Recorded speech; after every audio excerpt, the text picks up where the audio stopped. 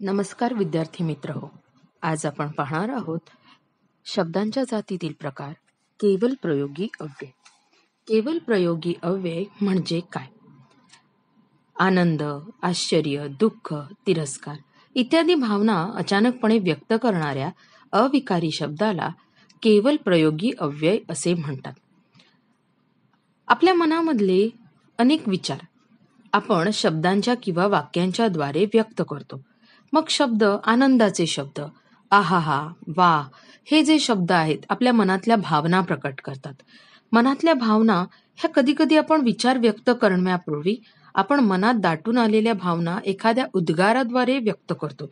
उद्गाराद्वारे म्हणजेच काय, तर एखाद्या वाक्याद्वारे आपण या शब्दांचा वापर करून किंवा या अव्ययांचा वापर करून आपण त्या ठिकाणी आपण आपल्या मनातल्या ज्या काही भावना असतात, मग ती आनंदाची असून दे, आश्चर्याची असून दे, दुःखाची असून दे, आपण व्यक्त करत असतो. उद्गार दर्शवणारे शब्द वाक्याच्या आरंभी येतात. ते वाक्याचे भाग नसतात, ते स्वतंत्र उद्गार असतात.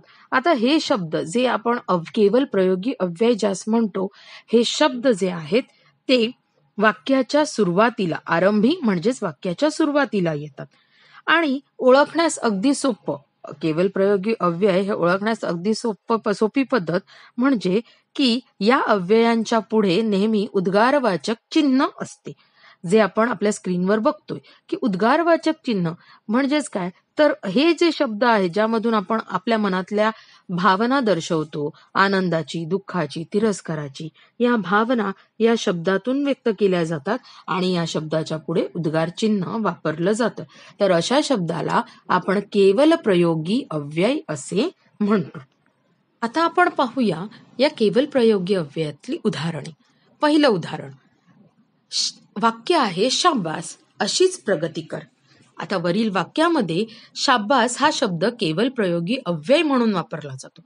या वाक्यामध्ये कौतुकाची थाप देण्यासाठी शाब्बास हे केवल प्रयोगी अव्यय वापरलेले आहे. आता ही आपण कौतुकाची थाप देतो.